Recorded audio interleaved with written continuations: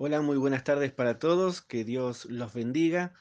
En esta tarde quisiera compartir con todos ustedes un pensamiento que Dios puso en mi corazón y que tiene que ver con un relato que se encuentra en el Evangelio según San Marcos en el capítulo 10, versículo 13 en adelante, que dice de esta manera: Y le presentaban niños para que los tocase a Jesús, ¿no?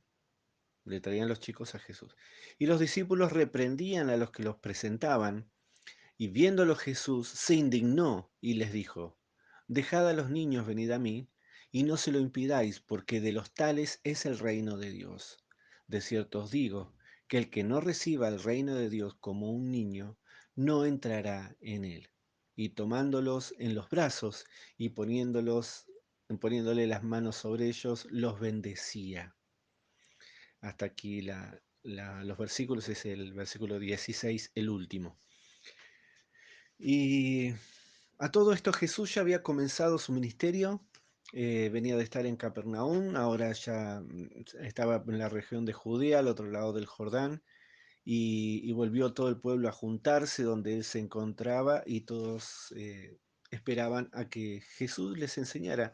Jesús hablaba y quedaban maravillados de las enseñanzas y las doctrinas que el Señor manifestaba en aquellos lugares con total libertad, ¿no? Pero se sucedió esta situación que acabamos de leer. Y resulta ser que Jesús se indignó, se enojó Jesús. Me llama la atención que a veces si nosotros decimos: "No, me causó indignación tal o cual situación", ¿no? Y como que nos sentimos, uy, como que se indignó. Bueno, Jesús le pasó eso, ¿no? Pero por una cuestión que surgió de sus mismos, de sus más cercanos, de los apóstoles, los discípulos, que estando allí, en donde Jesús hablaba en total libertad, le traían a los chicos y para que Jesús los bendijera, les diera su bendición y los discípulos y los apóstoles los sacaban de encima, no molesten al maestro y demás. Y Jesús, viendo eso, los reprendió, ¿no? Y le dijo que los dejen venir porque de los tales es el reino de los cielos, de los tales es el reino de Dios, que no impidan que los niños se acercaran a Él, que no los sacaran, que los dejaran acercarse. Y es más, les dio una enseñanza diciéndole: de cierto os digo que el que no reciba el reino de Dios como un niño, no entrará en él. Y ahí nomás Jesús les hizo a algunos de los chicos, los alzó, tocaba sus cabezas, los bendecía, impartió bendición allí a los niños y seguramente ahí abrazándolos, alzándolos. Imagino esa imagen, ¿no? Que Jesús abrazando, besando a los chicos, muy tierna, un gesto muy tierno de parte de Jesús y que con una enseñanza tan clara, ¿no? Y me llama la atención esto, ¿por qué? Eh, Dice que el que no reciba eh, el reino de Dios como un niño, no entrará en él. ¿Qué particularidad tiene un niño eh, que pone a Jesús como ejemplo de la forma en que recibe el reino de Dios? Porque ¿de qué manera reciben a Jesús? ¿Por qué querían encontrarse con Jesús los niños? Y ahora veamos el panorama actual de lo que estaba sucediendo en ese momento. Jesús venía de hablar en Capernaum, de otras ciudades, y llega aquí a Judea y empieza a hablar. ¿Y cuál es el auditorio que tiene Jesús? ¿A qué personas habla? Entonces tenemos que están los judíos, que están los religiosos, los fariseos, los escribas, eh, griegos, romanos, y, y tienen esta situación. Fíjense. Los romanos no les interesaba para nada. Los griegos les interesaba debatir con respecto a sus argumentos y demás, por sus filosofías y demás. Los judíos que los seguían era para tener de él lo que Jesús hacía: sanidad, liberación, ayudaba muchísimo. Jesús hacía milagros asombrosos y no fallaba, no era que... eh, no, Jesús sanaba a todo lo que traían y daba liberación a aquellos que estaban atormentados por espíritus malignos. eh, Venía haciendo todos esos milagros y claro, querían acercarse a Jesús, alimentaba a todas las personas y querían eso de él, eh, las cosas que Jesús daba, los beneficios que tenían de parte de él, solamente eso, ¿no? Y eh, tenemos a los discípulos, a los apóstoles que estaban los más cercanos a Jesús, que seamos eh, auténticos, parece que los apóstoles no entendían mucho el mensaje de Jesús.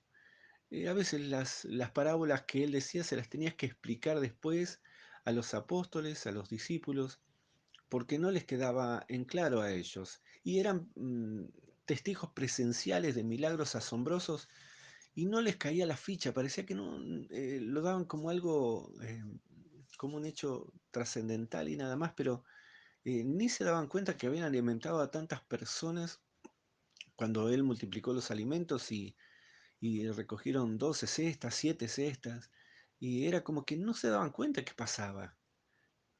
Entonces, ese era el auditorio. ¿De qué manera recibían el reino de Dios todas esas personas? Eh, Porque si vamos a un poquito a indagar un poquito más acerca de los discípulos en Capernaum, resulta que llegan a la casa de Juan Marco, vienen con Jesús y demás los apóstoles, y vienen discutiendo algo ellos, ¿no? Los apóstoles, los discípulos, y llegando a la casa Jesús le dice, ¿qué estaban hablando? ¿Qué discutían? Y nadie decía nada. No decían nada, porque claro, ¿qué estaban discutiendo? ¿Quién iba a ser el primero entre ellos, ¿no? Entonces, eh, Jesús les dice, si alguno quiere ser el primero, será el postrero de todos y servidor de todos. Y tomando a un niño, dice que agarró a un niño y lo puso en medio de ellos, y tomándolo en sus brazos les dijo, el que reciba en mi nombre a un niño como este, me recibe a mí, y el que a mí me recibe, no me recibe a mí, sino al que me envió. Así de importante era un niño para Jesús. Lo puso como ejemplo ya ahí en Capernaum. Y los discípulos discutiendo de quién iba a ser el primero entre ellos, ¿no?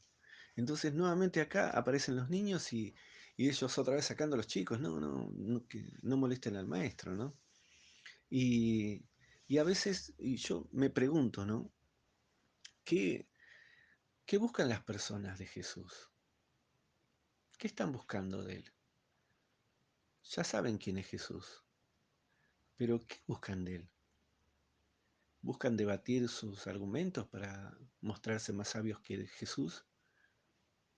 ¿Siguen a Jesús por los beneficios que él da?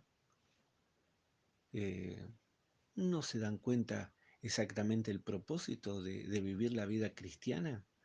De tener al Espíritu Santo morando en la vida de uno? O como los romanos que directamente no les interesaba, ¿no?